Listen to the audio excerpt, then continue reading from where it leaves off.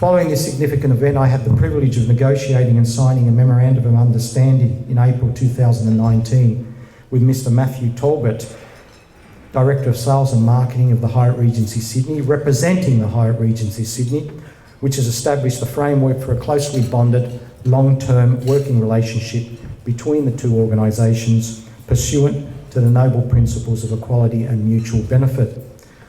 More recently, in May 2019, with 4 members of the ABSC Inc. Board of Directors who are present here today, Ms. Hong Huang, Vice President, Ms. Cecilia Lafaci, Secretary, Mr. Vahe Hamparian, Treasurer, and Ms. Tessun Yung, Director, I attended the jointly organised ABSC Inc. HBF launch of the HBF platform and Nadvita dietary products at the Sheraton Grand Hyde Park in Sydney.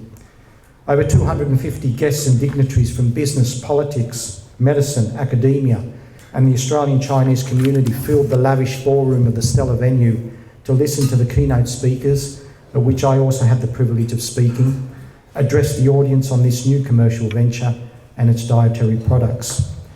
An outstanding cast of business leaders, academics and members of the legal profession also welcomed the inauguration of the Korean chapter of the ABSC Inc. at the 5-star Park Hyatt Hotel in Seoul, South Korea in late May 2019. Officially launched to promote Australia as an exceptional market for bilateral trade and investment, the Korean chapter of the ABSC Inc. will devote its considerable efforts to searching out and matching opportunities identified in South Korea with potential Australian businesses, engaging with that immense and lucrative market in order to deliver major export development incentives and attract reciprocal investment between the two countries. As an organisation that proactively sets out to work alongside other like-minded groups and individuals of impeccable standing, the Australian Business Summit Council is extremely proud today to bring you, in collaboration with Alliance Project Group, this exclusive seminar featuring the keynote speaker, Dr. Andrew Wilson, Chief Economist for My Housing Market, Australia's leading independent property market economist.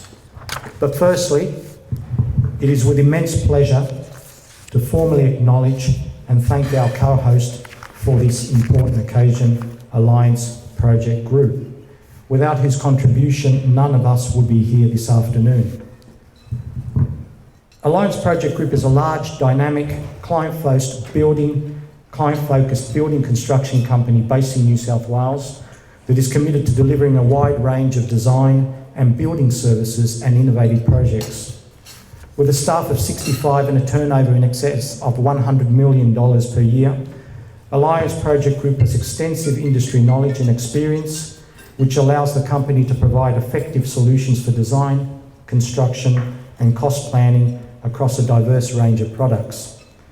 As one of the leading construction companies during the past 7 years, APG was established in 2011, this construction company has delivered a number of successful multi-million-dollar residential, commercial, industrial, civil, educational, health and aged care, hospitality and retail facilities in Auburn, Burwood, Epping, Hurstville, Ryde and Westmead. Under the savvy, well-grounded leadership of APG Director Mr. Ruud El Ayoubi, the organisation prides itself on its provision of turnkey project services which draw upon an eclectic and thorough understanding of various development models, construction methods and project deliverables for an extensive range of sectors. On that distinctive note, please allow me now the opportunity to yield the podium to the first of our speakers for this afternoon, the Director of Alliance Project Group himself, Mr. Ruud El Ayoubi. Ruud has a strong connection to the Sydney property and construction market. Having amassed more than 22 years delivery experience of over $1.5 billion in project value, Ruud has been named among Australia's top 10 young entrepreneurs, winning both the prestigious 2018 Business News Australia Sydney Young Entrepreneur Award and the 2018 Property and Construction Award for the Sydney Young Entrepreneur of the Year. Endowed with a natural talent for entrepreneurship, venture capital, property development and project delivery, Ruud has established with Alliance Project Group an extremely dynamic organisation that satisfies an unambiguous market demand for quality construction and innovative turnkey solutions. Please everyone, let's have a huge round of applause for Mr. Ruud Alayoubi. Ladies and gentlemen, on behalf of Alliance Project Group, I'd like to welcome you all here this afternoon. For us, it's an absolute privilege and honour to be co-hosting this wonderful event with the Australian Business Summit Council Inc. This organisation has always been committed to advancing strong business network, encouraging thought leadership, bridging between policy and business, and providing a platform like this for open discussions and building relationships. I would like to congratulate the board of the ABSC Inc. for all the wonderful work they do and their achievements to date. I would also like to thank our guest speaker here today, Dr. Andrew Wilson.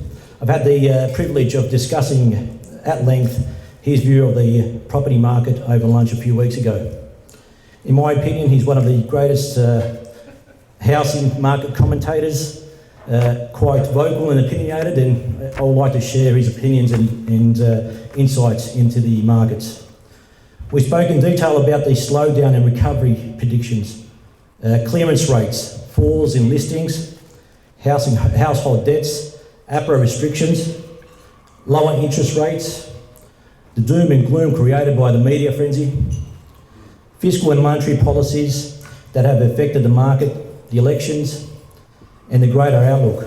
I'm extremely pleased Andrew accepted our invitation here today to share with you all his insights into the market. And I'm not going to talk about Alliance because Dr. Frank has done a better job than I will do. But by all means, there's a few of our staff in here in the Alliance team. We'll be more than welcoming and answer any of your questions. I hope you all enjoy the rest of the event, and thank you for taking the time out of your busy schedules to attend. Thank you very much. Thank you, Ruud. Well, you can tell that Ruud, unlike me, is not of Italian origin because I go on forever. And he was very, very short, clear, succinct, concise, complete opposite of me. But anyway, thank you, Ruud. Thank you so very, very much for that interesting talk. On behalf of my fellow board members and myself, I would like to publicly thank you as the Director of Alliance Project Group for being an invaluable corporate member of the Australian Business Summit Council Incorporated and for kindly hosting this significant event at the Hyatt Regency, Sydney. Before proceeding, ladies and gentlemen, please allow me to direct your attention. You've probably seen them as you walked into the room. Outside on the registration table, I believe, there are some items that the Australian Business Summit Council will be selling during this exclusive seminar to raise funds for Legacy Australia. Now, Legacy Australia is an organisation which is dedicated to assisting the lives of our young people who have experienced adversity in their lives through the death or incapacitation of a parent during their operational service in the Australian Defence Force. As the immediate past president of the Rotary Club of Five Dock, I can personally attest to the amazing work that Legacy does in looking after the families of our war veterans, especially those servicemen and women who have made the ultimate sacrifice in the defence of our country and its cherished values. The Legacy Australia items for sale are badges of varying designs and teddy bears. So please consider buying one or more of them. And all proceeds, as I've mentioned, are destined towards a very worthwhile cause. Now, no debate, discussion, conference, or indeed roundtable pertaining to the property market in Australia would be the same without the presence and contribution of the gentleman, and I can see him laughing already, whom I'm about to introduce to all of you as the keynote speaker for this seminar on housing market recovering.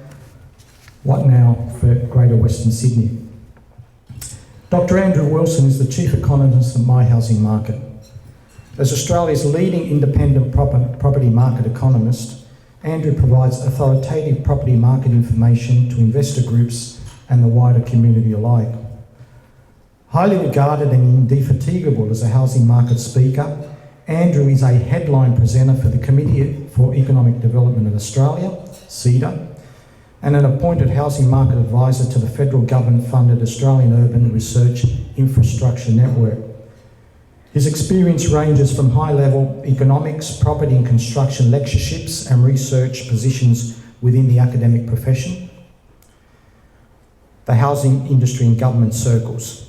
Holding a PhD and Masters by Research degrees as well as graduate qualifications in econometrics and construction economics, Andrew has published research in several academic journals and industry-related publications, focusing on an extensive gamut of residential property and construction issues and regularly appearing as a featured commentator via radio, television, and the mainstream print and online media.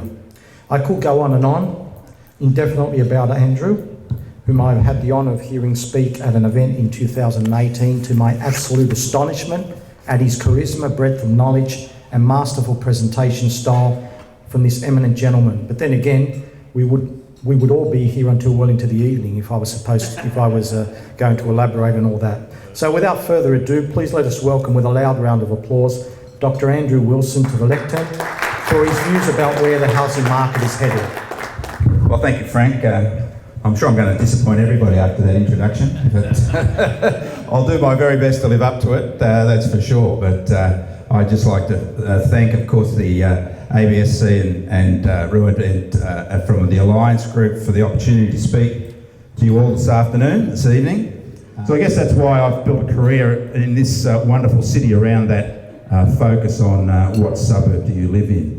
Perhaps we could go around and ask everybody what suburb they live in, but no, we won't do that. But certainly the Sydney housing market is the jewel in the crown of Australian capital city markets, and it has a price tag to match that particular description. But we've also obviously gone through a very significant period of adjustment in the market over the last 5 or 6 years. But what I want to really promote today is that we shouldn't be looking back to determine what's going to happen in the future. We shouldn't do that, particularly for macroeconomics, and of course for sub-markets such as the housing markets, because it's a whole different ballgame now. And that's what all our policymakers, central bank governors are coming to the realisation that the rule book is now not the rule book anymore. And as I'm always fond of saying, that economics is not a statute. Right? It's as society, as technology, it changes. It has a dynamism to it, because economics is just a reflection of the decision making of buyers and sellers. And we as society change. So what we're seeing now are fundamental changes in economics. And of course, this is perplexing to economists. I read an article in the Financial Times. I don't read Australian papers, no, I shouldn't say. But I read an article in the, who does read Australian papers? But anyway, I read an article in the Financial Times that revealed that they'd come to the conclusion that 99% of economists don't know what the hell they're talking about, and that they're quite happy to admit that they don't know what they're talking about. And I think a lot of that is because of the, and being an old economics lecturer, not so much old, but a previous economics lecturer, I know that the economists like to think of things in a very structured, scientific environment, that everything can be explained by an algorithm or a particular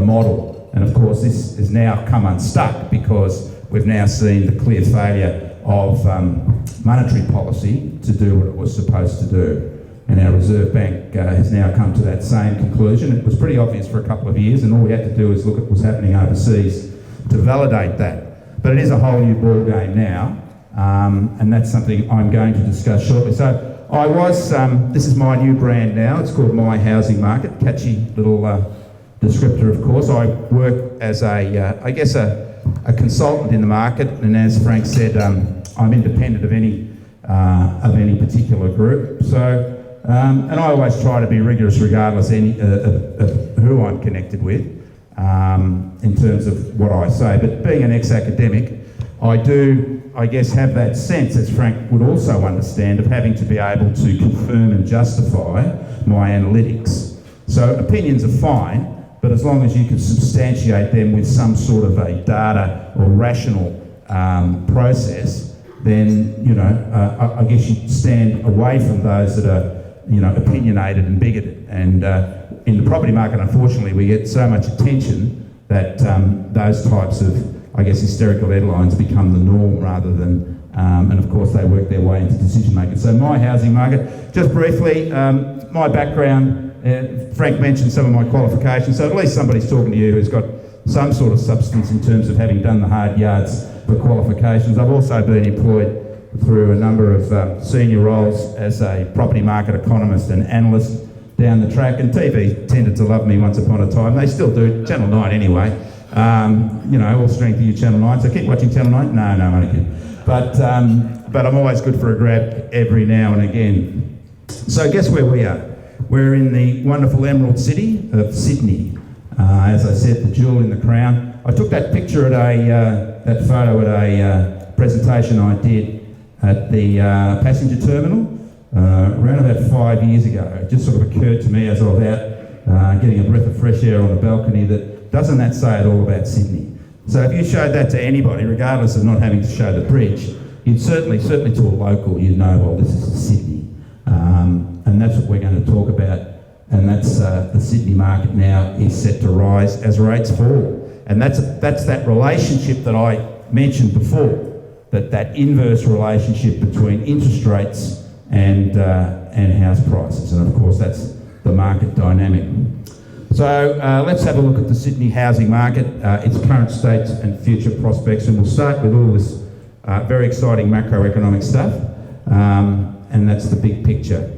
So of course, in the simplest form, housing markets are driven by those three main factors. On the demand side, of course, people. We've all got to live somewhere, folks. And of course, that's houses.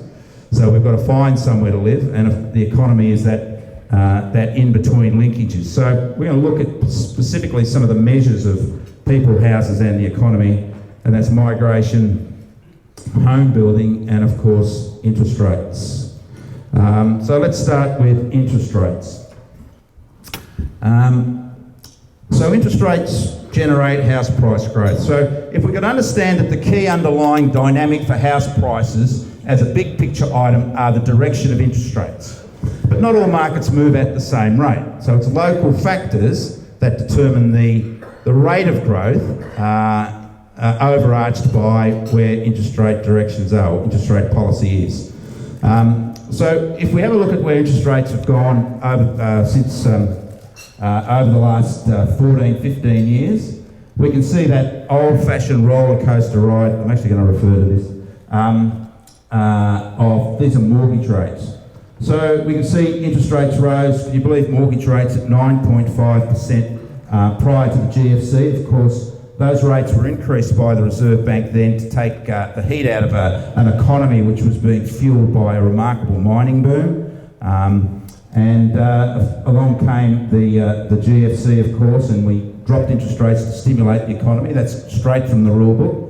Lower interest rates using monetary policy to stimulate the economy. Interest rates down to, interest rates down to 5.9%, 5.8%.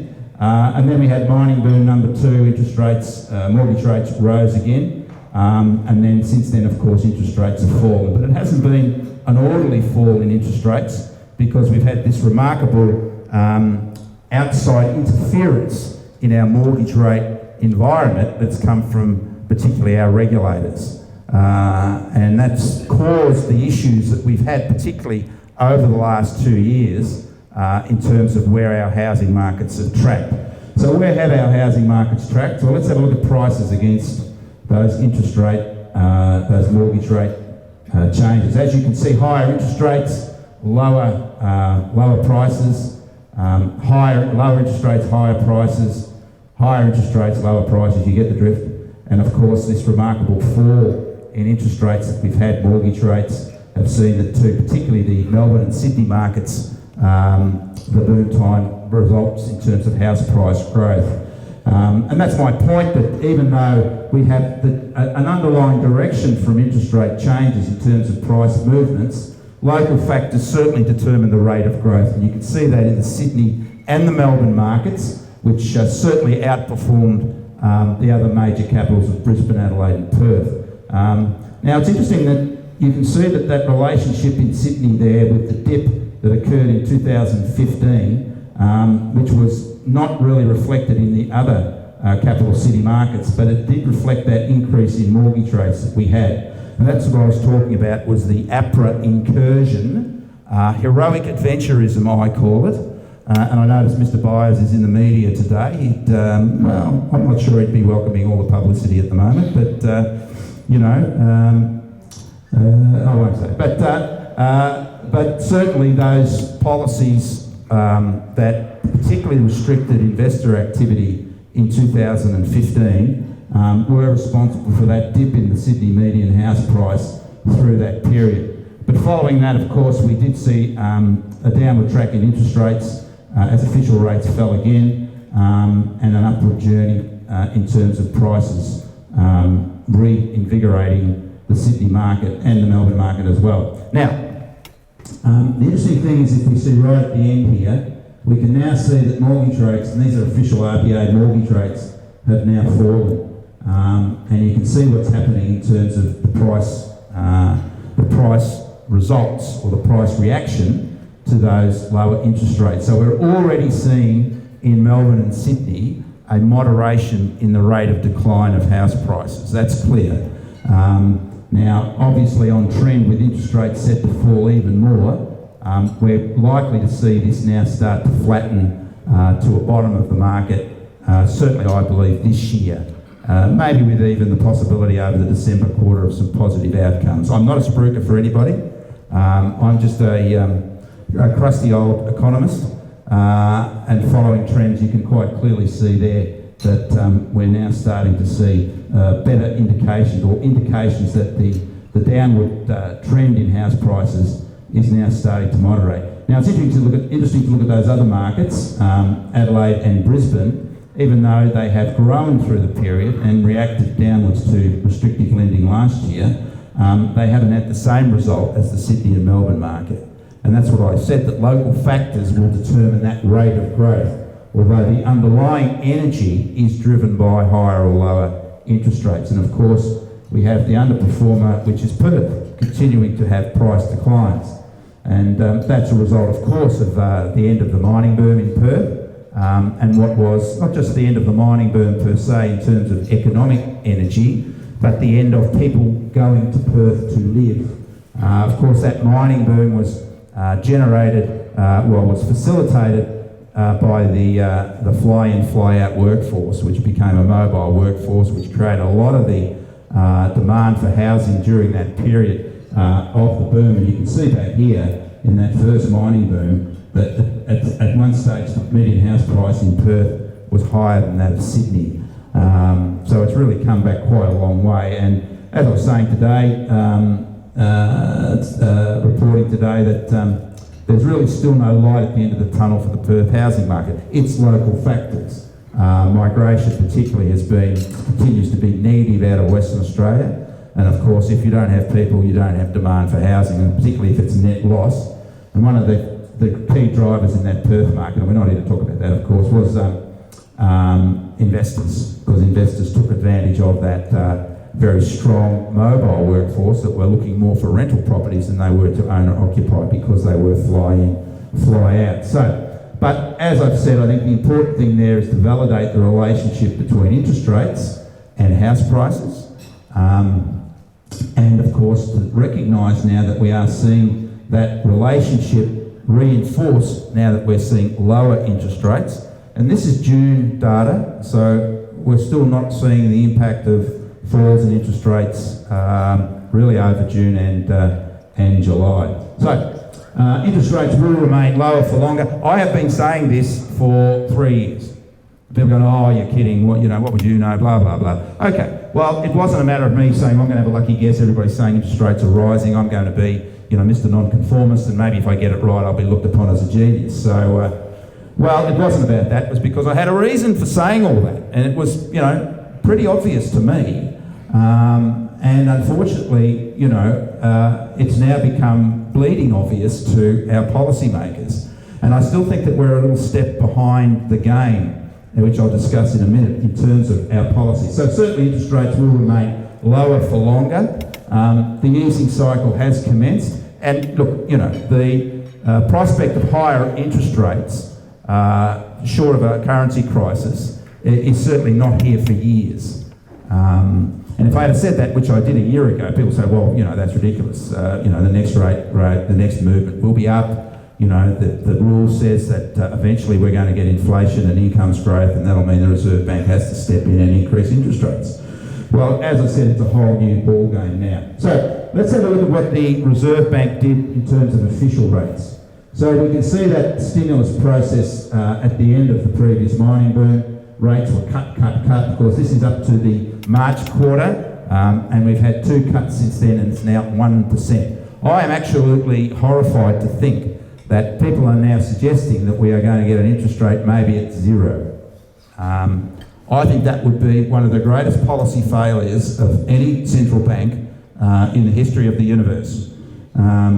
If we move, I think that anything below 1%, to be quite honest, is not going to get anywhere near achieving what the Reserve Bank is hoping to achieve, and we'll talk about that. Now, the rule book is that once you cut interest rates, you then create the environment for higher wages.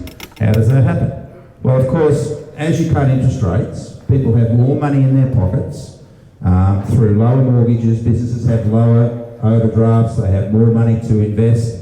They therefore have more demand from consumers. They have to retool for that demand to take advantage of it. They look for more workers, of course, so the resource of labour is soaked up until you run out of labour. So therefore, of course, in a competitive environment, we have to start paying more. Enterprises have to start paying more for their labour. That pushes up labour costs because workers say, well, okay, you need me, so you've got to pay a little bit more. And then, of course, the enterprises have to cover their extra labour costs with higher prices. And then those higher prices, the workers say, hang on, you put up prices. I need to cover those higher prices with some more wage rises. And the boss says, okay, well, I better do it because there's nobody else to do it. So we get into that wages, prices, spiral environment, which, of course, was the bane of the 1970s. And it was exacerbated by with the lack of enterprise bargaining in that period. Of course, our industrial relations system has changed since then. So the theory is the lower your interest rates, the more money you put into people's pockets, and it creates the environment for higher wages, which then ends up pushing up prices. Now, down and down those interest rates went to record lows, and what happened? Well, nothing happened. We've now seen inflation fall to its, the target was 2 to 3%. The Reserve Bank has mandated an official target for interest rates of 2 to 3%. It hasn't met that target for years now. And it's finally realised, well, that this is almost mission impossible with the current interest rate setting. But the problem for Australia, of course, and for all overseas advanced economies, is this gap here. So when it used to work according to the rule book, we had the gap between incomes and prices. Now, isn't that an ideal world? We want to be earning more than we're paying. We want our incomes to be higher than what we're consuming with our incomes. And that's prosperity. And this is what's lacking in the Western world now, prosperity. All right? And that's because it hasn't worked. That low interest rates have not created the energy to refuel our economies with higher incomes, which then have worked their way into higher inflation. You understand that? This is the key. It's not rocket science, guys, seriously. And this failure has been eminent, really, from this period. I mean, we're talking 6 years ago. And this is when I started to say, well, something's different here. Then you look at the US economy, UK, Eurozone, it's all the same story. Low interest rates, monetary policy has failed to work to stimulate our economies as in previous cycles, right? So it's the end of that particular policy tool as a focus, as a source for creating the business cycle. So there's something, of course, called the Phillips curve. Who knows about the Phillips curve? The Phillips curve is dead. It's the new saying in economics, right?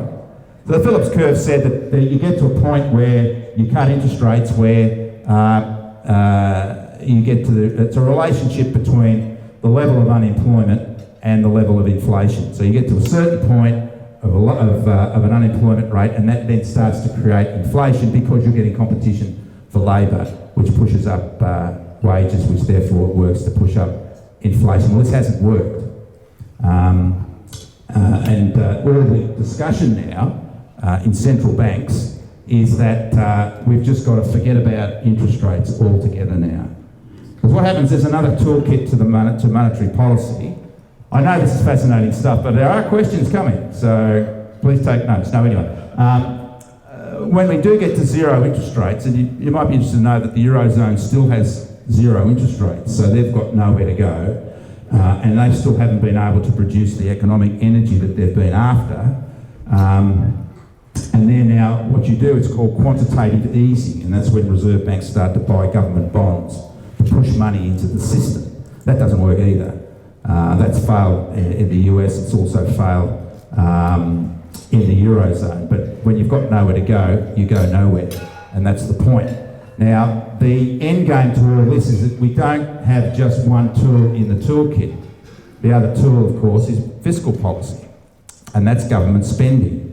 And really all our growth at the moment in our economy is coming from government spending. Now, you probably saw that wonderful, I call it a delusional gabfest between the Treasurer and the Governor of the Reserve Bank last week, where they were saying, yeah, things are great, hey, it's fabulous, it's a great economy, we're going to cut interest rates, but it's great, right? And the Reserve Bank Governor was saying to the Treasurer, and of course you guys are going to start spending, right? Yeah, good. So it's like, well, if we, they've got a fallback position on someone to blame if it doesn't work. If monetary policy doesn't work, well, it's because the government didn't spend enough money.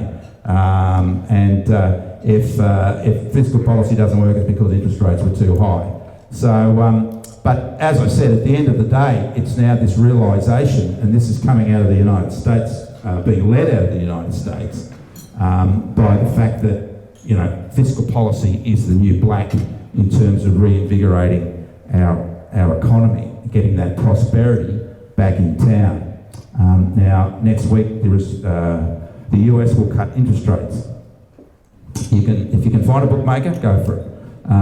But they will cut interest rates. But the problem that the US have that we don't have is that now they're all talking about, well, we've got to go back to fiscal policy, is that they've got massive budget deficits, trillions of dollars in debt. And the reason they're in debt to that level is to a large degree because they provided the corporates with unprecedented tax cuts 2 years ago, which have done nothing except make a few corporates a lot richer. And the other mechanism for fiscal policy from tax cuts, of course, is public spending, infrastructure spending, for example. Now, the thing that Australia has, and they will have to move into this, is that we have, thankfully, a budget surplus now. So we're not in that same position as being a deficit-led economy, that we at least have the potential to be able to use fiscal policy more appropriately than those governments that don't have it. And it's all very important because what it's telling us is that there is no prospect for the Reserve Bank to achieve its stated aim of an unemployment rate to the point where inflation starts to rise. The US unemployment rate is at 3.5%. They've decided to cut interest rates. We're at 5.2, right? The lowest in 6 years. Now, things are different between economies in terms of comparing unemployment rates. But we are now going to go down this slippery slope of maybe a 0.5% interest rate. I think we'll get 0.75 by the end of this year. The unemployment rate today gives no joy to the Reserve Bank Governor, who has stated that he wants an unemployment rate in the 4s. He thinks that's, in other words, they're going to cut rates until incomes start to grow. What if they don't grow? What do? They haven't grown overseas to zero. What do? And it just smacks to me of desperation. So having said all that, the one positive, of course, with low interest rates, are higher house prices. So, the notion that we've been, I guess, locked into is that we're in this position where we're waiting for interest rates or inflation in incomes to rise is now an old world theory that's clearly failed. We're now in for a very lengthy period of low interest rates, even lower interest rates, which will work positively in this country for housing affordability, but also of course, we now have the spectre of this low prosperity economy continuing, where we have very low levels of consumption, and of course that's a key part of our economic growth. Our GDP is consumption, 60%. So the other thing is that what we're seeing is, and I'll just finish off on this now, because I do think it's important to have the background to what is happening, and it's not, I don't think, rocket science, is that one of the key missing links from our economy is consumption. People aren't spending. Well, why aren't they spending? Because their incomes are falling, right? And another sobering point in terms of consumption is that the savings ratio, that's the rate at which we are saving, is the lowest on record. And what we're seeing now is people using their savings just to survive. It's not like back in 2007 when we had a similarly very low savings ratio. It's because people then were spending like drunken sailors because everything had a 20% return on it. Why wouldn't you spend even your savings? It was heaven, but of course it wasn't. But now it's a different ballgame. Our savings ratio is low because people are struggling to survive. And the other thing is that a lot of, I guess, superfluous analysis is looking at our participation rate in our labour market. So saying, well, we've got a record participation rate, 66% of the workforce are active, so, and that is a record high. And we've also got a record now in the over 65s in terms of participation rate. Think about it. Why have we got record participation rate? Because we're pushing people back into the workforce because they can't make money anywhere else. They have to get back into employment to survive, particularly those on fixed incomes and those that rely on, non-workforce income. And again, it's just a factor that means that I don't believe that we would be rational for us to keep moving interest rates down. We have to go start looking at government spending. And I'm not a Keynesian economist by any stretch of the imagination. But we are in a position because we have a very strong export sector. Iron ore is going gangbusters at the moment. But of course that's a jobless boom. It's not like the old boom. Because the mining companies have mechanised and automated everything, and they just love more demand because they just get the robots to dig more out of the ground. Get the robots to drive the trucks, they drive the trains, and eventually they'll be driving the ships too. But believe it. But that's good for our current account deficit, or our current account position, of course, and that's good because it's more money for us to spend to be able to stimulate our economy. So we are in a good position versus the rest of the world, but we've got to understand that this low interest rate environment is something that's here to stay. And the other thing, just to finish, I know you're relieved, is that with interest rates now set to fall in the US, and also set to fall, interest rates are now down in the UK, because with the prospective new Prime Minister, Mr Johnson, he looks a good one, doesn't he? Nice hairdo. It's funny how they have good hairdos, these, anyway, Anglo-European, no, it is, but of course the pound is going through the floor in prospect of a hard Brexit, right?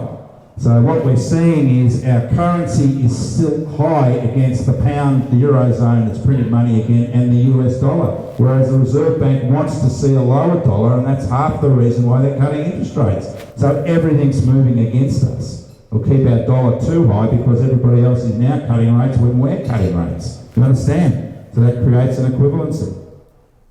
So that's what's behind our monetary policy at the moment. I am going to stand as Reserve Bank Governor. I'll put my hand up for that job. No, I wouldn't ever do it. But certainly this is the death of, I guess, real wages that we've seen. That's the difference between what you earn and what you pay, real wages. We've seen an improvement in the unemployment rate, which has been similarly experienced in other advanced economies, down to that 5.2%, which it's stuck at the moment, but jobs growth has started to fall, but we haven't seen the revival of incomes and inflation as a result. Our GDP is really quite concerning at the moment. We got down to 0.2% over the December quarter last year. That 0.4% that we got over the March quarter was basically fueled by government spending. So the government's doing their job, but consumption is still very, very low. And in fact, the year-on-year that we had to the year ending March is the lowest since the GFC. And the Reserve Bank knows that, and they know they've got to do something. And I'm not railing against competency here. it's just, I guess, everybody's been caught short by a whole change in the system. And now the Reserve Bank has to act because it's more concerned about that than it is about its obsession with Sydney house prices, which has really generated monetary policy for the last 4 years, much to its regret now, I'm sure. So even though we had official rates on hold, we have seen movements. APRA moved to quell investor activity in the marketplace. They were concerned about high levels of investors in 2015. I think this again was an adventurism or an adventurous policy that has now come home to roost in terms of the outcome. APRA decided the flavour of the month in terms of monetary or financial policy was macroprudential policies. Our friends in New Zealand were the first one of that. Of course, we've got to follow New Zealand. And we did to try to quell particularly the investor market sector. So we had higher interest rates and restrictive lending from banks for investors. We saw that blip in the Sydney market in 2015 as a result of those higher interest rates. We also had higher interest rates for owner-occupiers at that time as well, for other reasons. But the point is that at that time, there was no doubt there was very strong investor activity in the Sydney market. It was pushing up to 60% of all lending was for investors. This is what we typically see in the strong part of the cycle. Speculative investors move in, attracted by higher prices. That pushes prices up even more. But what it is the end of the ripple effect from interest rate movements. Now, eventually that would have dissipated, but our policymakers didn't have the confidence to be able to let that occur because they were all fixated by the bubble theorists, that we're all going to end up in, some sort of a hellish shakeout when interest rates rose. And that was the background to the APRA. The APRA policy was that the probability was that interest rates would rise, and therefore we had to protect those investors, those speculative investors, by making it tougher for them to lend. Now, okay, maybe you could have a case for that for the Sydney market, where we did have 6 out of 10 loans. But higher interest rates and restrictive lending was across the board nationally. We had markets which were struggling, such as Perth and Darwin and Hobart at the time. They had to tell investors, we don't want your money, despite the fact that they had very low numbers of investors. So this was always an illogical policy. And of course, it had to be reversed because we moved into, unfortunately, what was an accelerating downward price spiral in the housing market last year. The very fact that interest rates have fallen, that APRA have moved to ease lending restrictions, is an indictment on the original justification to restrict investor lending. And the problem with the Sydney market, and why we're not going to see a strong boom in terms of prices growth, income levels are one of the reasons. But the other reasons is it's still very tough to get a loan if you're an investor. Right? Investors are going to be a long time coming back into this market. They're at very low levels now, and they're going to really have to see some reasonable price growth before you get any sort of, that speculative element of investors coming back into the market. And that's particularly the case in outer suburbs, which has higher yields and lower entry points, where you see more investor activity. But investors still are persona non grata with banks, and that is why this will be a moribund recovery. But it will reflect the new economy in terms of house price growth going into the future. So we've seen now, firstly and thankfully finally, a decline in interest rates, a significant decline in interest rates for investors and for owner-occupiers. And of course, this is now fueling its way into higher prices. So I've gone through all this stuff. I'm not going to go through it again, but these are the backgrounds for a lower interest rate environment. Now, I'm quite happy, Frank, to distribute this presentation as PDF through you, so you can enjoy it, as I'm sure you will, at your leisure. If you're sleepless one night, But as I said, the bottom line is that we've certainly got more rates to come, and I think that the next rate cut will be in November. I think you're going to be scaring the horses if we had 3 in a row, because people will be saying the offset to low interest rates, even though it's a positive for the property market, is, oh my God, what the heck was going on here? 3 interest rate cuts, this is not good news. So we've dealt with interest rates, which is, for me, the most interesting point, and But it is the key to what I guess our housing market, energy and dynamic revolves around. But there are other important things. And of course, migration is a key driver of our property markets. More people need more houses. And of course, we do have high migration. I always, when I'm discussing migration, I always mention the fact that, did you know, and I'm sure, you know, perhaps you have too, that Australia has the highest rate of migration per head of population of any country in the world. The highest per head, and I think we should really have a round of applause for that, because look at all the issues that are created by migration in Europe and the US and Brexit, and all this stuff is driven by, you know, the negative aspects. I guess I'm not a I guess an open borders guy. I'm not, I'm neutral, I'm apolitical. But there's no doubt that we've had a tremendous success in this country, given that we have the highest level of migration of any country in the world per head of the population. We've done a great job. I mean, if you don't like multiculturalism, okay, that's fine. But that argument's gone. It's finished. It's been lost. We all move on.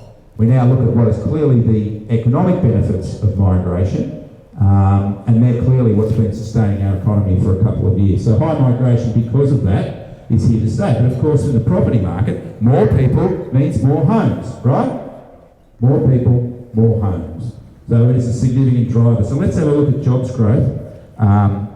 National jobs growth over the last, 30 years. And we can see that we had record jobs growth in 2017. And let's look at net migration. And you can see clearly that that rise in net migration fueled that jobs growth. And of course, to some degree, higher levels of migration have kept competition from emerging from the local workforce, which has kept income growth subdued to some degree. But it has certainly created all the jobs growth that created our budget surplus from all those income tax receipts from record jobs growth. That's what's put us back into surplus. That's what's giving you a tax cut, right? But of course, we had a, you may not, we've all forgotten it, I hope, the election campaign. When was that? 2 months ago. But it was quite interesting that through the election campaign, all of a sudden we saw everybody promising, no, we're going to cut migration, don't you worry about it. Don't worry, Pauline, we're going to cut migration, okay? You can vote for us, you know, blah, blah, blah, which is the usual process in an election campaign. All the major parties start talking about, oh no, we're going to cut migration, and the issue is we haven't got the resources for all these people, blah, blah, blah. And of course, once the election campaign's over, you can bet your bottom dollar that our migration levels will be sustained at those very strong levels, because that is what is fueling our economy. There's no doubt about it, is migration. And of all countries, we do it very well. So we've got past the economics. Yep, thank the Lord. And that's taken, wow, a long time. Is that really the time? So let's have a look at the Sydney market. Home prices. So the underlying, or the Sydney market is now slowly regaining confidence. The underlying drivers remain strong. They always have been strong. And a little bit of a nothing to fear but fear itself. Quotation from an old 17th, 18th century philosopher. And that's really what drove the Sydney market since the middle of spring last year. I still do a fair bit of media work, and I was called up by the 60 Minutes guys, right? A reporter for 60 Minutes, and I know all the guys at Channel 9, but he said, look, we're doing our annual property show, right? We'd like to give you some background on the market. Yeah, sure. This was August. I said, well, you know, it's going to be a flat market going forward. You know, interest rates will be lower for longer, you know, yada, yada, yada. So it's not very exciting, but I think the most exciting thing is that perhaps this generation is not going to accrue those capital gain, wealth building outcomes that previous generations have had through their properties, because capital growth will be lower. Okay, but that all other growth factors or returns on investment will be lower as well. And he sort of like yawn, yeah, what does that mean? Yeah, okay. And he said, well, look, if we need you for an on-camera piece, I'll let you know. I said, no, don't worry, I don't do 60 minutes. I don't do current affair either. Well, you know you get set up there, so I said, no, that's all good. And with Tom Steinberg. But of course, this was August and the show hadn't come on, and then it came on in October. I didn't watch the show, but the next morning my phone just rang off the hook. I couldn't believe it, you know.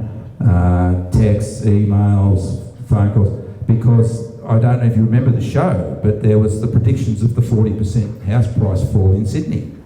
Now, I don't know how good their ratings are, but they must cover the whole of Australia. Everybody must have watched it, because it was just unbelievable. And for me, you know, the energy from that, the attention from that show, that people were like, we knew it, we knew that this was going to happen. We always felt it in our bones that this crash was imminent, and now somebody said, 60 Minutes have said, 40% fall in the Sydney median house price in 2019. I'm not going to mention the guys who are involved, because I'm not going to give them that sort of energy. They'll be discredited as they deserve to be. But there was no doubt, or maybe they won't, but there's no doubt that that was the catalyst, that was the straw that broke the camel's back of confidence in the Sydney housing market. From that moment on, buyers said, no, I'm not going to borrow this, no way, Jose. That's it, I'm out of here. This is really serious news. I'm worried. I am not going to buy a house. So from October through to December, we had a buyer's strike in this market. Auction clearance rates, which were tracking at around about 55%, which was lowish, but reflected the fact that we were going through this adjustment phase as the energy dissipated from the market, eminently predicted. They fell to 40%, which is a record low by December. Because people just weren't buying. They just weren't buying anything. Same in Melbourne, record low 40% clearance rates. It was remarkable because it was clearly a sentiment-driven downturn. It wasn't about higher interest rates or it wasn't about higher levels of unemployment. This was sentiment broadly fueled by hysterical media. I don't blame the media, I'm part of the media and have been in a sense. They only report what people are prepared to say, okay? And they have a job and a duty to their employer to attract as much attention to whatever media they work in. And if people want to read all about that stuff, okay, it's sucker bait in my opinion, but so be it. And as I said, I cannot remember a response to that, but I do think that it was an accumulation of years of bubble talk, of crash talk, and finally we had something that was really scary in an environment where prices were already falling. That was what fueled the lower prices in the Sydney market.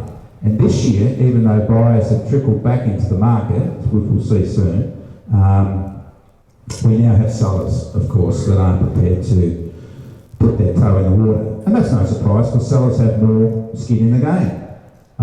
You know, you can buy, and most buyers are sellers and sellers are buyers, but, you know, you can buy, okay, but if you're selling, or if you buy and then you, on the prospect of then selling your property, what if you can't sell it? What if you've got to take a huge haircut on the price? You know, then you've already got to settle, you've got bridging finance, you know. So, of course, sellers are always low at this part of the cycle and the recovery part of the cycle. We'll talk about that in a minute. So there was always about nothing to fear but fear itself, which meant that it was always going to be a short-term environment. It was always going to be changed. It's been energised by not having those tax policies the Labor Party were proposing, for better or worse. That would have still added to some sort of doubt in the market. And of course, 2 interest rate cuts have refueled confidence, and we're starting to see that rise again. So that was the boom for Sydney. Remarkable numbers there through 2013 to 16. The easing, of course, in 2017. Last year, we had the first part of the market affected by tighter lending conditions, and the second part of the market was just a collapse in confidence. And now we're starting, the year so far, the Sydney market's down 5.4% over the half year. I think that the Sydney market will fall by around about 4% this year. 4%. So in other words, I think we've got around about a 1% growth probability over the next month. over the next half year, right? But even if it's neutral and it comes in at around 5 to 4, it's a hell of a long way short of 40%. You know what I'm saying? And it was always, I guess, going to be that level. Anyway, now the other interesting thing is the Sydney unit market. And that is that the Sydney unit market, believe it or not, has actually outperformed the house market. You know, oversupply and all these empty units and ghost towns and all that sort of stuff. Actually, the price outcomes for units has consistently been better than for houses. And you can see that when you look back in comparison. And I think units, again, will only be down 2 or 3% this year. Sydney's a unit environment, believe it or not, a growing unit environment, and for various reasons, which we'll talk about soon. And you can see the relationship there between house prices and unit prices. Now, what does that tell you? That tells you that these are cyclical forces, because that underlying growth environment is the same one to the other. So it's showing you what's affecting house prices is affecting unit prices. So it's, you know, interest rates, confidence, migration. These are the factors, not overbuilding, not supply overreaching that sub-market. So despite higher investor rates, and of course investors are a key driver of the unit market, and we've seen that, you know, investors have left the market, vacated the market, and record new supply, we're still seeing price growth matching houses from units. If we look at the comparing Sydney and Melbourne over the past 5 years, Sydney's now below Melbourne, but they've averaged around about that 5% a year over the past 5 years. At the bottom, the trough of the price cycle where we're at now, looking likely, and certainly better than Brisbane. Over the past year, similar Melbourne and Sydney, Brisbane not as weak over the last year. Of course, these were the markets that had more to lose in a sense, given how strong their price growth was. But you can see now that the Sydney and Melbourne markets are starting to outperform the smaller markets in terms of quarterly price changes.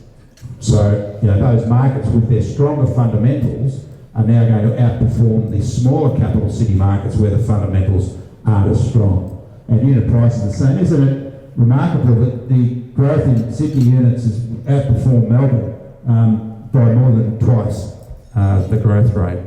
Again, reinforcing that Sydney market connection to units over the past year. Of course, these numbers are better except for the annual, for the recent market performances compared to houses, and just down by 0.8% over the June quarter unit prices. So basically they were flat at really what was the trough of the market. Now I'm just going to have a quick little model that I use. So this is how far away our capital city markets are from their previous peak points. So that's their previous high point of the cycle. This is how far they've fallen. Obviously Sydney and Melbourne and Darwin, but Sydney and Melbourne of the major markets have fallen the most. So I have a little model that I use, and I've just sort of brought this out over the last month or two. I haven't used it for a while, but it's a business that helps us explain our housing markets in terms of a cycle. And of course that's a typical housing business cycle, we can recognise that. But I've modelled that on as a housing market cycle. And of course it's defined by exchange points, troughs, peaks, troughs, peaks. But what we want to know is where the phases are within that model. So we divide it up into phases. A correction phase is where prices are falling from the peak, which obviously we're in now. If we move below the previous trough point, we then move into a contraction phase, and that's the bubble scenario. Because when we move below that previous trough point, we're obviously in a position that sort of describes that bubble environment. But all our markets are still above their previous trough points, and typically they're now moving into that recovery phase where our trough point is higher than the previous trough point, and then when we move above our previous peak point, we are in that expansion phase, and on we go. So a simple little model I sort of use to describe where all our capital city markets are situated, and we put that all together, and I just like to watch the animations. It's the child in me. This is where we come up. So we have Hobart, Adelaide and Canberra, as you know, are still pretty close to their peak points. Brisbane has just fallen away recently from its peak point, so looking like in a correction phase, but pretty close still to the top of the market. Perth and Darwin are still looking for the light at the end of the tunnel in terms of moving into the recovery phase, and they're obviously affected by strong local negative economic factors, particularly migration. And Sydney and Melbourne are now clearly reaching for the bottom of the correction phase. In fact, probably a little bit further along now and moving into that recovery phase. And I would expect in a year's time, by the end of the year, I could start calling it to be around about the bottom of that market. So, of course, Sydney, the jewel in the crown, its median house price is well above the other capital city markets, and similarly for units. As I explained, the main downward driving force for our markets was that loan restrictions that came in. You can see their owner occupiers. This is the national market, and their investors, and you can see investor lending virtually collapsed from 2016 downwards, and that was the major part of the correction. Energy. So total lending to all states were down, and New South Wales was the worst. This is the March quarter versus the March quarter last year. And if we can divide that lending up, we can see that investors were the real losers in terms of reduced lending compared to owner-occupiers. And again, New South Wales was the most affected. And that's why Sydney, of course, had the strongest downward price outcomes, because investors just were nowhere to be seen. Now, and that's the key, the missing link to a sustained recovery. Certainly higher prices will be whether investors are able to get loans again and whether they have the appetite to get back into the market. And of course, about lending, we've certainly seen the banks, get to the point where they've realised that, I guess, they were in that pincer movement where they were caught between regulations that they had to follow in terms of restricting lending and then impacting on their bottom line profits. And banks, of course, have suffered through the downturn in lending and their profit levels have fallen, and now they're very actively pursuing new customers. And that's why it's a great time to be a buyer really in this market, because banks have to recover their balance sheets, they have to answer to shareholders, and they've been battered and bruised by the Royal Commission as well. So I guess they're looking to be good corporate citizens to be part of this revival in particularly our housing markets and lending activity. Rental markets now, the city rental market certainly has eased, which I guess is almost, we wouldn't have expected that a year or two ago, because the city market was traditionally quite tight. But of course we've had new demand falling, and that's been lower levels of migration, and we've also had a surge in first home buyer numbers, which means that part of demand for our rental markets is taken away. And at the same time, we've had record apartments coming into the market. So increased supply, reduced demand has had the effect of, even though Sydney still is clearly the most expensive market to rent a house or a unit, but certainly it's had an effect on rents. And rents we've seen fall both for units and houses, despite Sydney still maintaining its position as the most expensive destination for tenants. But we can see this when we look at vacancy rates now. Sydney's vacancy rates were well under 2% a year ago, and now they're over, units are over 3% and houses are pushing up towards 3%. We are, however, starting to see some readjustment for that. Migration is picking up again. First home buyer numbers, although there's been a bit of a blip in first home buyer numbers because of that new policy that was introduced during the election. So first home buyer numbers that were easing, as predictably they would, because the reason first home buyer numbers were reduced was the stamp duty concessions that were the New South Wales government gave. You don't pay stamp duty up to $650 as a first home buyer, and that certainly brought first home buyers into the market like Marines. But that was easing, but now that's being reinforced again by other policies. It's not going to really mean a lot in terms of the numbers of first home buyers, but first home buyers are like every other buyer. They like lower interest rates, they like lower prices, and they're also getting a benefit in terms of being able to borrow more without having to pay that mortgage insurance if they qualify. Yields, I think, are quite interesting. If we look at deposit rates, and of course that's the other end of the pineapple, is it's great to have lower mortgage rates, but if you're a fixed, you have a fixed income and you've got to put some money in the bank, I'm sorry, this is really bad news for you. And those returns, as interest rates have fallen for depositors, are now down officially at 1.8%, and that's going to fall even more. But the one positive for property investors is if the yields of holding, and in fact the difference between yields and fixed money returns, or real money returns at the bank, is at record levels between the two. People used to sniff at 4 and 5% returns in Sydney. These are gross yields, of course, so you've got to take costs, etc. out of it. But in this new low yield, low interest rate economy, it means that as an asset class, you need to start looking at, investors will look at returns on property as being, particularly now that there's potential for price growth, as being a more favourable investment class compared to returns on other classes. So we put that all together, we can see that the difference between, and that deposit rate was that's the RBA deposit rate for fixed term deposits of $10,000 or more over 1 year. So use that as a benchmark for underlying return on cash, and you can see the difference between yields for units and that return as well. And Sydney has the lowest gross yield, but this is the value proposition that we always see with high value properties having lower yields, and that's the fact that these have, that reflects also that they have higher potential for prices growth, and that some of those with the higher yields have potential for price declines. So let's have a look at new demand now, and I spoke about migration, and we can see where a lot of the drive for that Sydney market's come from, and that was these very high levels, record levels of net migration into New South Wales. But part of what was a decline, not only in the rental market, but also for demand for property, was we saw that easing, we've seen that easing in net migration into New South Wales. And of course that is on the ground key demand for property. People come in here without a house, right? They need to find accommodation, and that's why another factor has assisted in easing our housing markets. So Sydney remains, New South Wales remains the destination of choice for international migrants, and of course international migrants tend to be more buyers of property than renters. At the moment, the Brisbane market's being fueled by very strong numbers of interstate migrants. That's working its way into the rental market, but typically we see, and New South Wales always has a higher level of net interstate migration.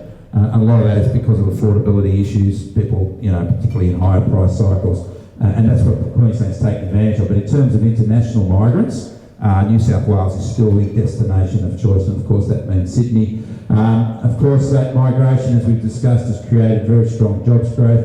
Over the last year, 111,000 new jobs in Sydney, which is a very positive result. This is clearly the strongest economy in the Commonwealth, not just on jobs growth, but also the unemployment rate is remarkably still at 4.4%, up a tick from that 4.2%. I don't know if unemployment rates can go that much lower in Sydney. I think we're at full employment, to be quite honest. I don't know where the Reserve Bank's going to get its jobs from. I think that's the real problem for the Reserve Bank. Where are these jobs going to come from? I didn't mention that before. We have a decline in the construction cycle is clearly finished, both for the peak of that is clearly past for commercial and residential, and of course retail. Woolies closing 4 stores this week. Retail is a desert in terms of job creation for various reasons, but still New South Wales is the strongest of despite all that migration, we're able to absorb these people and give them jobs and keep the lowest unemployment rate in the country. Average weekly earnings, again, Sydney has the highest average household incomes. First home buyers, as I said, they're peaked out but starting to pick up a little bit, generated through that, this is pre it's still got part of that announcement period because it's May, the latest data, but just starting to see an upturn in first home buyer numbers, but certainly dwindled from their peaks that were fueled by that stamp duty connection. We're seeing a significant downturn in new construction now. In 2018 we had 20% fewer new homes were approved, and certainly a big decline in units. And we can see the cycle or the underlying trend for new unit development, of course no surprise, has fallen away sharply. And this is the conundrum, because of the timelines and the production, the length of production, particularly for apartments, which do create a lot of jobs, it will be years before we start to see the economic dividend from lower interest rates in terms of on-the-ground jobs for particularly apartment construction. And it just raises the spectre again of having an undersupply of property in Sydney. And that is really the norm for this market, is undersupply. We catch up every now and again, but we're now moving again to having fewer houses for the amount of people demanded. So I have another little model. I love my little models. So this is an oversupply, undersupply model. Of course, oversupply sort of works its way into propositions of prices and rents down or prices and rents up. So currently, what I do is I measure first home buyers and I measure net migration. So I take that over, because I've got data to extrapolate that from this year. So what I do is I put them together, so first home buyers and net migration, and I look at that on an average weekly basis this year so far. So this year so far we have a demand for 922 new homes, that's new households, every week. Alright? So I then compare that to new home supply. Now this isn't approvals, right? These are completions.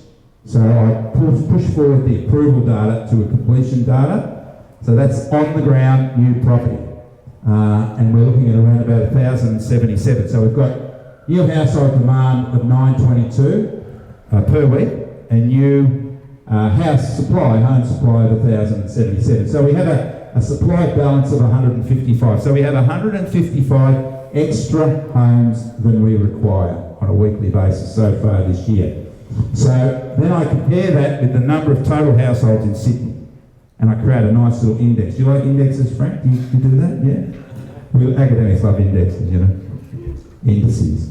So, and then we just multiply by 100, create a thing. But anyway, this is what happens when we come out. So I have my little index, which has 100 high and 100 low and 0 in the middle. So what I have is above, the red line is oversupplied, and below the green line is undersupplied, and plus or minus 10 is sort of in the middle. So I use exactly the same methodology and data sources for each capital city market. This is where we come up. I should have had a drum roll, shouldn't I? But, so what we can see here is that most of our capital city markets are in that neither undersupplied or oversupplied environment.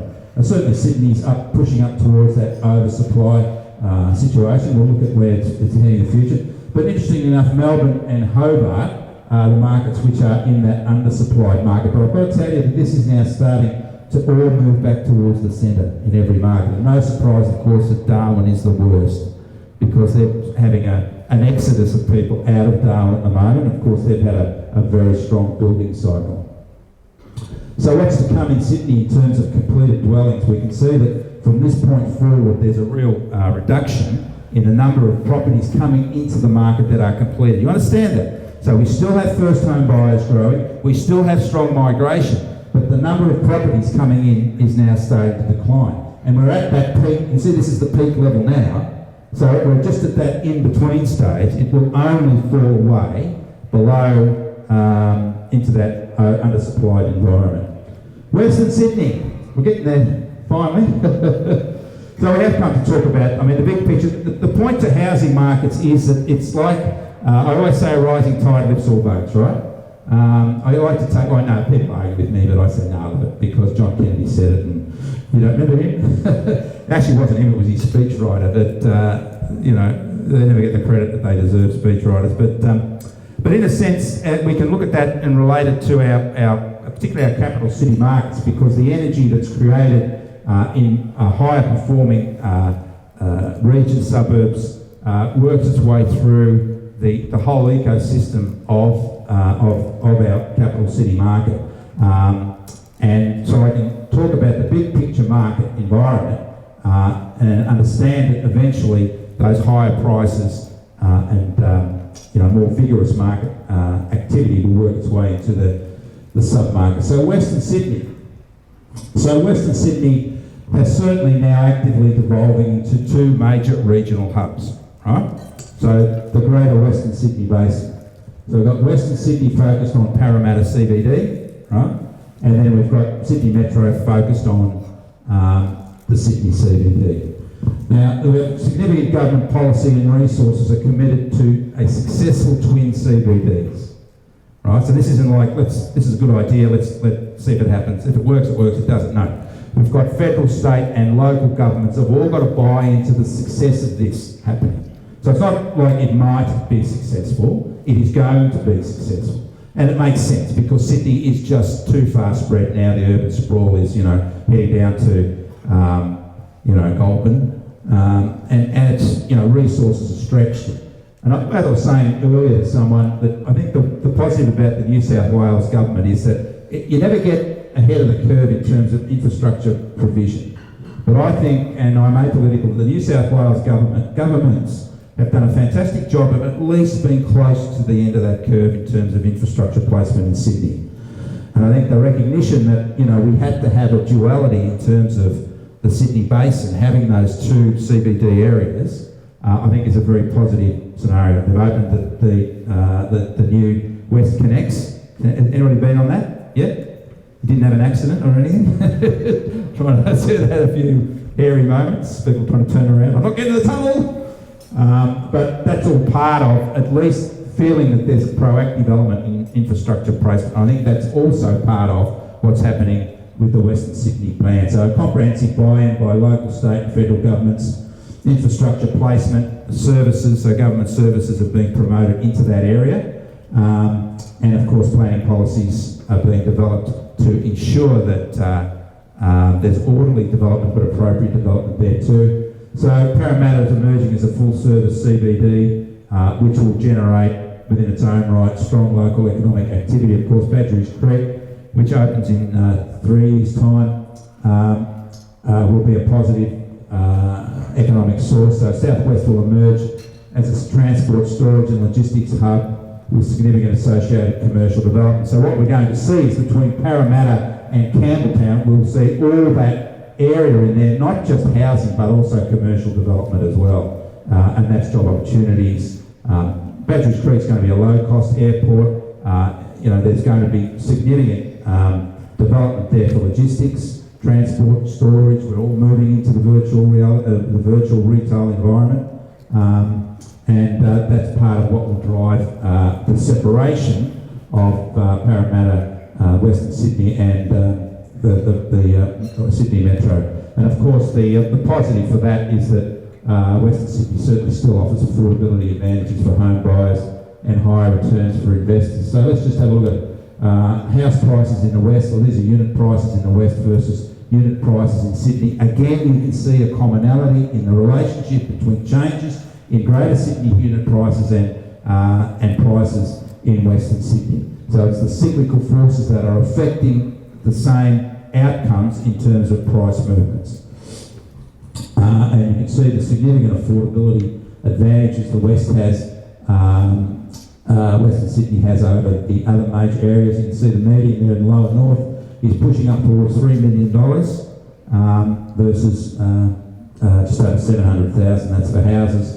For units a little closer together, but still has affordability advantages compared to the rest of Sydney. Rents are lower for houses and also lower for units, so significant affordability advantages. And what we've seen is no surprise that Parramatta LGA building approvals have peaked. But interestingly enough, we're starting to see more confidence moving back into that Western Sydney market with, and even though these can be quite lumpy, these month-to-month building approvals for apartments, because you get one big apartment being approved, which is what we've seen here, there's still a sense that developers are still happy to engage in Western Sydney as being a potential growth market going forward for those reasons. So we're sort of getting to the end now, but what's the time looking like? Oops. Okay, I think I'm getting there, Frank. So, national market outlook for this year, multiple rate cuts to refuel the housing market through 2019 and 2020. Lower mortgage rates and lending restrictions have been eased. Underperforming banks are now very keen to lend. Still generally strong local economy supported by continual solid migration, but there's no doubt that challenges are rising, although Sydney remains certainly the outstanding economic performer in the Commonwealth. Housing demand still supported by solid first-home buyer activity. Housing supply to remain behind demand over the longer term, which is a Sydney thing. More migrants, dwindling first-home buyers eventually, and fewer new apartments will tighten those rental markets. Election policies to stimulate the economy and housing markets, those tax cuts, the first-home buyer policy. Relatively higher yields are of rising importance for investors. Unit living is certainly becoming more popular. Affordability, lifestyle, convenience, value and security, and changing buyer types. We're seeing more owner-occupiers, more downsizers, empty nesters, families are choosing apartments to live in as a dwelling of choice rather than one based on affordability or proximity. And that's obviously an international trend to apartment living. Rental market, recent market weakness was driven by negative sentiment. Fundamentals clearly remain strong. Home prices will continue to rise, although growth rates will be more subdued than recent results. A flatter price cycle in prospect is a positive, however, for certainty and predictability. And, welcome to the new economic reality. Sydney house prices and unit prices will stabilise and, I believe, rise in 2019. Not by much, but it will certainly be the bottom of the market this year. Western Sydney to follow in a suburban revival supported by that strong government commitment to local growth. So we've got some latest data which sort of puts it all together. These are last weekend's auction clearance rates. I run my own auction clearance rate models, which I release every Saturday night through my LinkedIn thing. So if you're not on it, please join me on LinkedIn. And this is the underlying, this is the trend for clearance rates. Clearance rates are a very strong forward indicator of what's happening in the market. As you can see, down and down all last year, and a virtual collapse from that period, as I said, when we got a lot of the negativity in the media. But we've seen clearance rates rising now this year, and since the election they've really soared, and it's remarkable to think that we're starting to look at perhaps a clearance rate at 80%, which was the old-fashioned boom time. Now, we understand the numbers are very low in terms of properties that are being offered for auction every weekend, very, very low, but still a sale is a sale is a sale.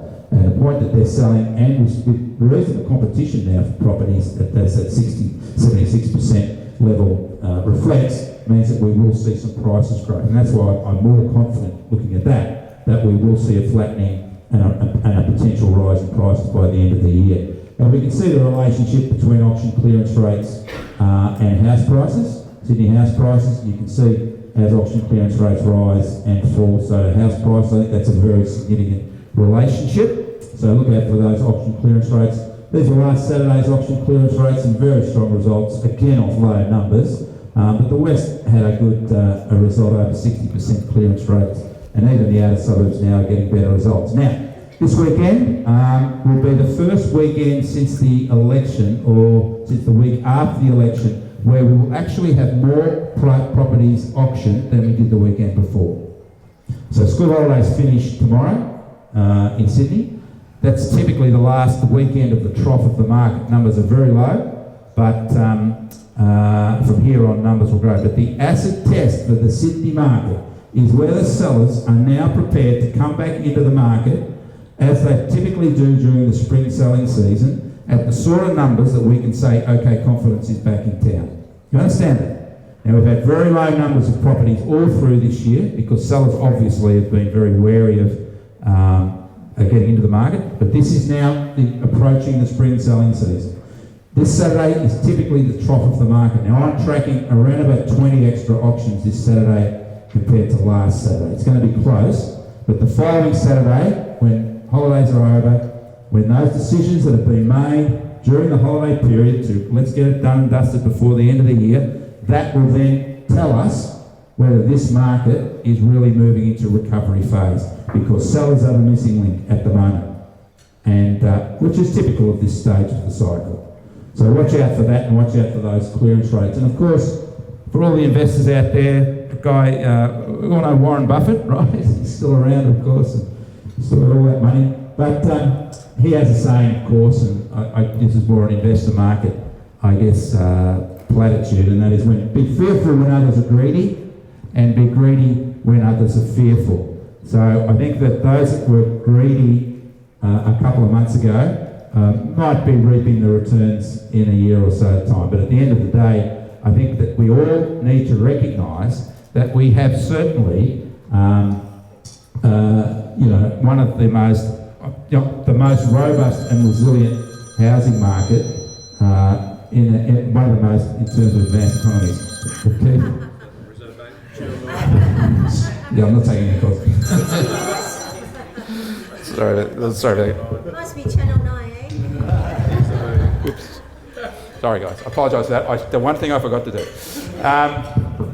So, why would you buy or invest anywhere else? Isn't it called the Emerald City? So look, thanks for your attention today.